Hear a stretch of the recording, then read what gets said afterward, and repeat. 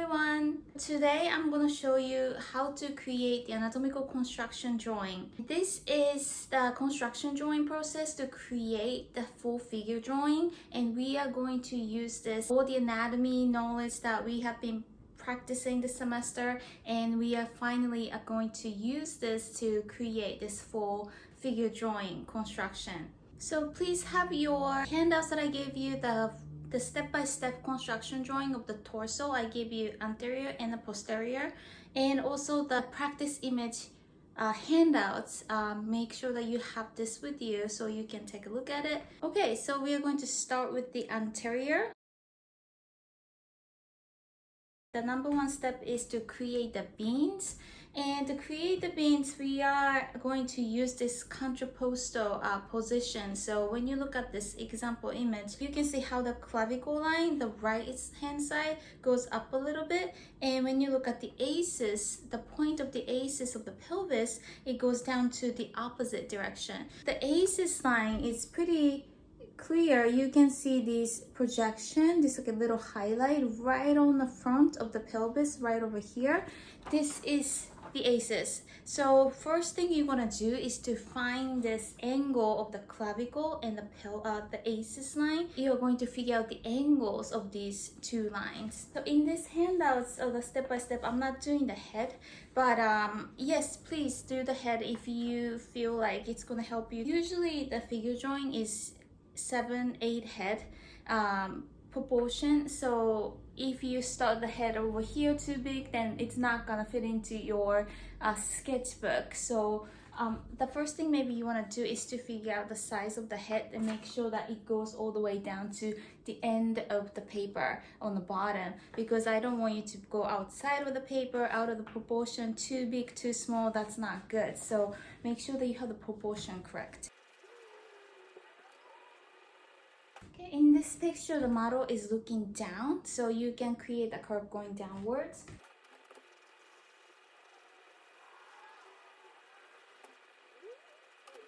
Okay, so I just created this bean shape, so that's the rib cage and also the pelvis. And now you can see how the clavicle line is slanted this way, and the aces line is going up that way, so it's the opposite direction. So make sure that you figure out this angle first, and make sure that you separate the rib cage and the pelvis. The rib cage size is 1.5 head, and the pelvis is supposed to be 1 head. So now you have the unit on the top as a head. You can count the number of the head to make the good proportion. The second step is to create the clavicle and also the arm.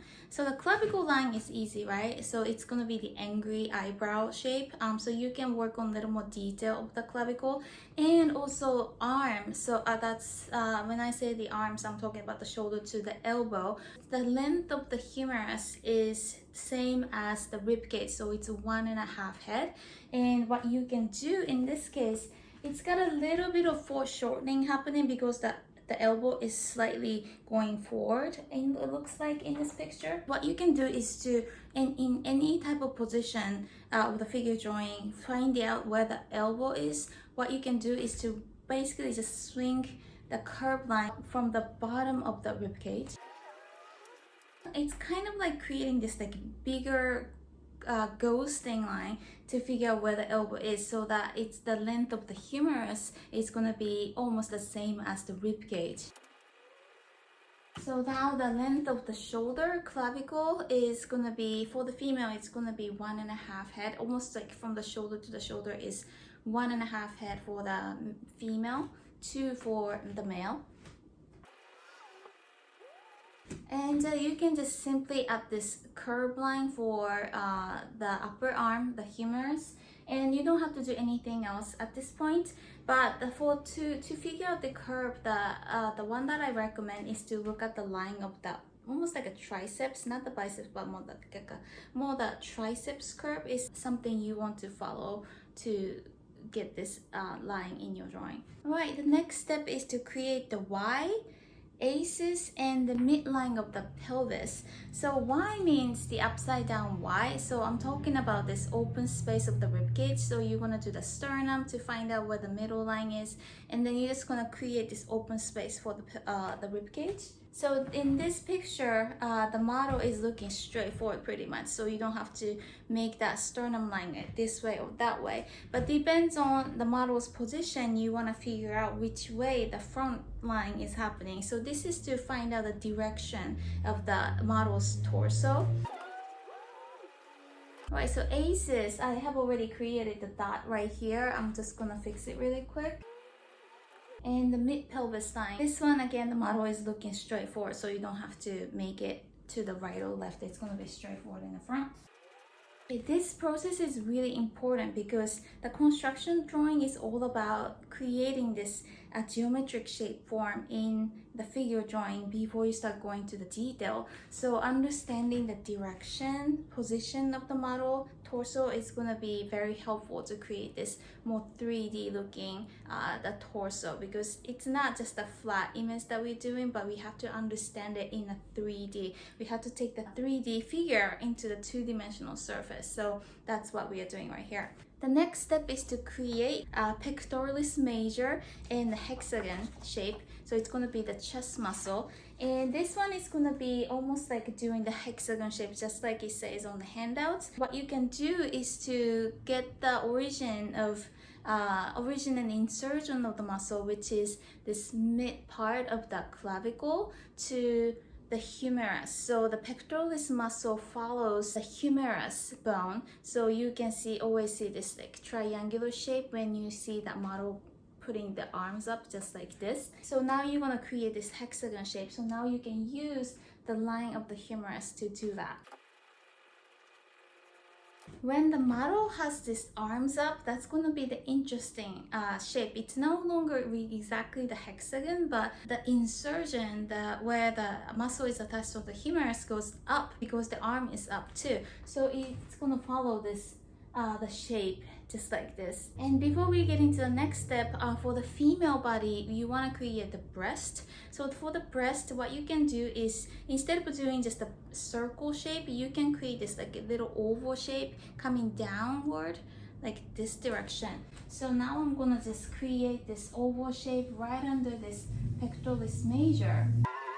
And that is going to be the shape of the breast. And now what you can do later is to follow the line of the pecs and the bottom underline of the breast like this, and that's gonna make the breast look a little more natural. The next step is to create the abs. The abs is very simple in this picture.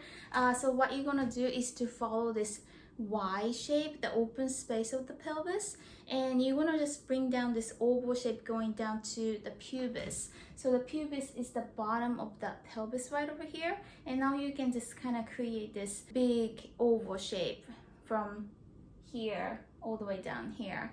But now what I want you to focus on is contrapostal line, because when you see this, it looks like there's a little pinch going on this side, stretch over here.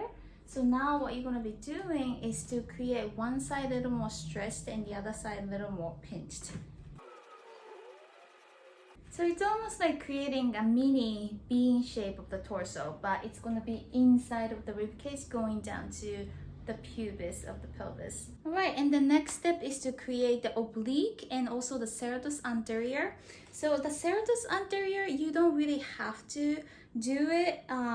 I wouldn't really require, as long as you have the oblique shape. I think that's just gonna be okay. But if you want to do serratus anterior, please go ahead and do it. It's just the side muscle, just like you see in this handout. For the oblique, it's gonna be the same idea as doing the bean, and also the abdominis right here. The one side is always stretched, one side is always pinched. So in this case, again, this side of the body is more stretched, and this side of the body is going to be more pinched. So that's what you can focus on to create the oblique. Stretch over here, pinch on this side. So let's start from this side stretched. So now you're going to take the bottom of that rib cage, bring it down to the aces. The oblique is attached to the aces, to the pubis on the bottom of the pelvis. Just like this right here. And now the pinch. So again, you want to follow the line of the rib cage, create a nice pinch for the waistline, and add this round form for the love handle basically on the side, and again bring it down to the aces. So now you can see the little pinch over here, and you can see the round love handle form for the oblique. Alright, and then to finish off this, we are going to add some little more stuff on the top, so the arms and the neck. So the neck, you already know, you can just kind of simply create this the tube cylinder form, but make sure that you also add the trapezius. The trapezius is the diagonal line that connects from the neck to the shoulder. If you don't do this, the trapezius muscle, then it's just gonna be neck and really firm shoulder on the side. So make sure that you have this like connection in between. That's the trapezius muscle. And for the arms, you can just simply create the cylinder form. You don't have to do any of the details like bridge muscles or anything in this case. I just added another deltoid form right here so that it looks a little more natural. And the forearm, you don't have to do any details neither. This one you can just kind of create the cylinder form, or you can just create a nice curve just like this. Hands and feet, don't worry about it yet. Okay, moving on to the bottom half of the construction drawing. So we have the legs, and this one again, you can keep it very, very simple. 2 cylinders on each leg, so it's going to be the upper arm cylinder and also the knee below, the lower leg cylinder. I've seen a lot of people making this knee below, so the tibia area, really, really small, short, and tiny. It doesn't look really balanced. So again, like a proportion is going to be very important. So for the upper leg, it's going to be 2 heads. So knee to side of the hip, that's going to be 2 heads, and knee to the heel is also going to be 2 heads. I know that it looks a little smaller because it's just simply skinnier than the upper leg, but yeah, just make sure that you do the proportion correct. So find out the knee. You want to measure 2 heads, almost 2 heads, and you want to just again swing the line like this, and just figure out where the knee is gonna be first. So the right knee, maybe somewhere over here, you can just eyeball it and just mark it out like this. And the other one, same thing, you're just gonna eyeball it and mark it out like this. And this is just a draft, so you can always change it around. But first thing is to make sure that proportion is correct. And same thing for the heel. So you're just gonna mark it out first. Alright, so now we're gonna create the cylinder form. Now we're just gonna take this bikini line. So I just call this bikini line because that's what it looks like. And you wanna create this cylinder form. So upper leg, it's gonna be thicker on the top, and it's gonna be slightly skinnier. So it's gonna be like almost like a cone shape. Okay, so it's as simple as this. And just, yeah, the proportion, that's number one thing, or the shape of the cone, it's going to be really important. So I gave you another example image in this handout, but the one thing I want you to do is to cut this upper leg in the middle diagonally. So we have the medial thigh muscle right here, and also you have the quads on the front, and you can see that in the picture.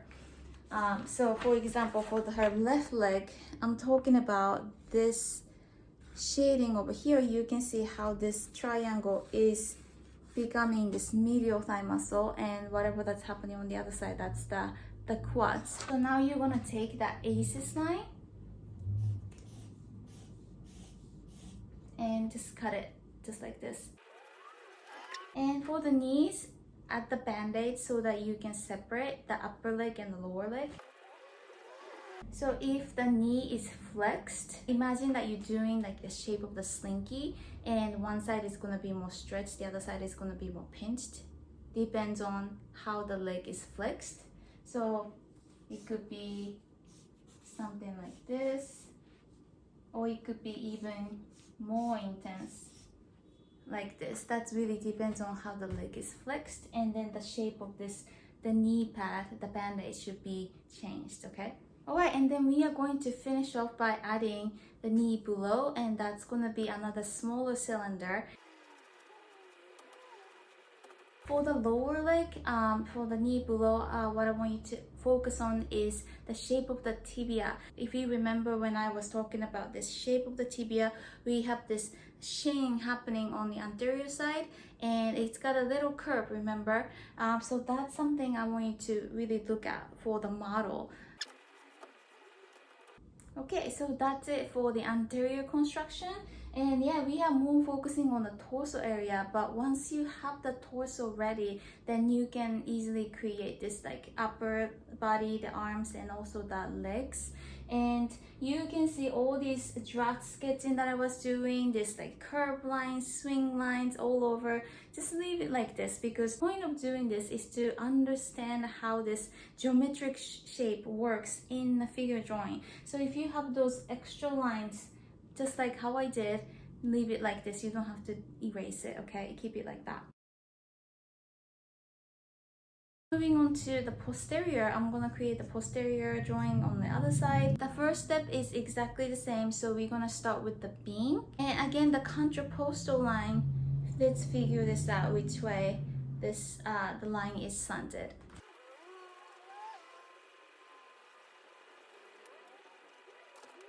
Okay, from the posterior view, of course, we don't have the aces. Ace is the anterior side. So for the posterior side, we have the pieces. It's the posterior superior iliac spine. And yes, you can see this in the picture too. So from the anterior view, it's pretty obvious. But for the posterior view, it's where this triangle is happening for the hip. So let me just draw this out. Usually from the posterior view, you can see this round form of the gluteal maximus, and this curve goes upward like that and create this triangle shape on the bottom of the vertebrae.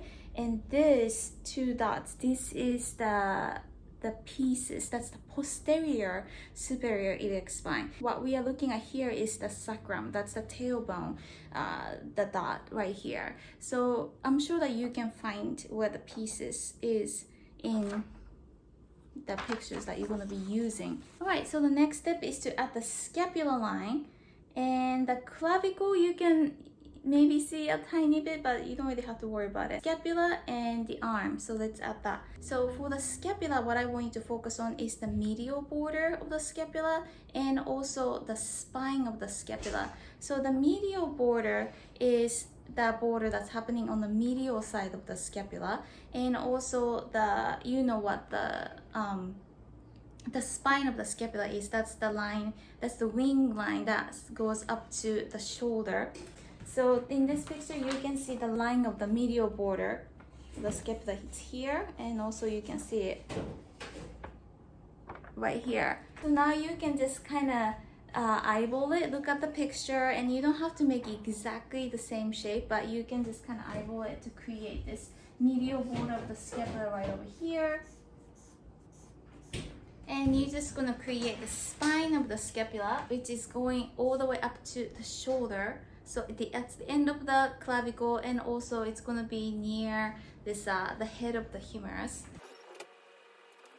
Alright, and the arms, same thing as the first one. The length of the humerus is gonna be 1.5 head, which is same as the rib cage. So now you're gonna be swinging this big ghosting line to figure out what the elbow is gonna be. Right, the next step is to add the trapezius line, diagonal bridge in between the neck to your shoulder. And in this picture, you can see the top shape of the trapezius. So that's gonna be here.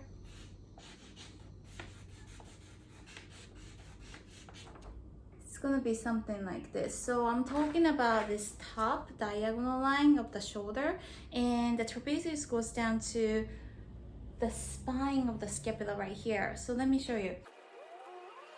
So I'm doing this shoulder narrow line on the top for the trapezius, and this is just simply attached to the spine of the scapula right here, and let's just stop it right here. Alright, so the next part is going to be the important part. So that's the latissimus dorsi, and this one is the big sheath muscle that takes over most of the posterior side of the torso. The origin of the latissimus dorsi is going to be this pieces area, so that's the tailbone, and now that's going to create this big triangular shape, and the insertion is going to be on the anterior side of the humerus. So just like how we did it with the pectoralis major, this insertion of the latissimus dorsi is going to follow the humerus where the humerus is at. So in this case, the arm is up. So now we are going to create this the shape of the latissimus dorsi following the humerus. So let's just start from the bottom part, the insertion. So now you can take this pieces line and create the triangle, the tailbone shape on the bottom. And now we're gonna do this big sheet form, and the insertion is gonna be on the humerus. You can follow the line of the rib cage for this one. Okay, so once you have the latissimus dorsi big sheet shape, now we are going to add the oblique. So the oblique is going to be the same idea as the anterior.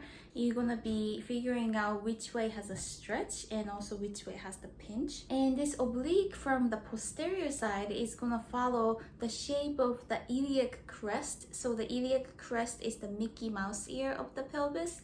So that's gonna be it's gonna be just the shape of the bean shape that we did. So you can just follow the line of it. So of course in this picture, this side is a little more stretched and this side is a little more pinched. So you can see a little more longer oblique on this side, and this is just a little bit of hint of it on the bottom. And now you can see this nice pinch going on right over here. All right, so the torso's done on the posterior side. So let's add the arms. Same thing, you can just leave it as the cylinder form and you don't really have to do any other details. Alright, moving on to the bottom part of the body. So for the posterior side, what I want to just do is to create the gluteus maximus shape. So that's two ghosting lines, right? So take a look at the model and you're going to be controlling the size of the oblique. If you see a little more of the right hand side of the hip, then you will probably see that oblique a little more, you will probably see that gluteus ghosting line a little more bigger, of course. So that really depends on which direction the pelvis is looking at. And the legs, it's just gonna be pretty simple. Again, it's gonna be just a simple cylinder form. So let me just figure out where the knees are and also the heels. So that's gonna be two heads and also another two heads on the bottom. Okay, so now I'm gonna add the cylinder for the upper leg. For any type of the figure drawing, when you do the legs, what you can do to create the curve is to follow curve of the quadriceps femoris. So in this case, you can see the curve going outward like this way, and that means that when you create the bottom, the knee below, that's gonna go to the opposite direction because of the shin shape of the tibia. So once you have the thigh curve going down out like this, and now we are going to create a nice S curve, and it's gonna go out this way. Now you can see this nice S curve happening right over here. So this is the anatomical construction drawing. I just showed you the anterior and the posterior. It's going to be the same idea for the 45-degree angles of the body. The one thing I recommend is to very focus on the torso area. Make sure which direction that model is looking at, so that you can figure out where the center line is going to be, and also the contrapostal line, figuring out the angle of the clavicle and also the angle of the ACES pieces. It's going to be the key for this construction drawing. So make sure that you analyze the picture very well. Also, I have attached this example images in the inside of the handout. So if you have any question, let me know anytime, and good luck with your assignments.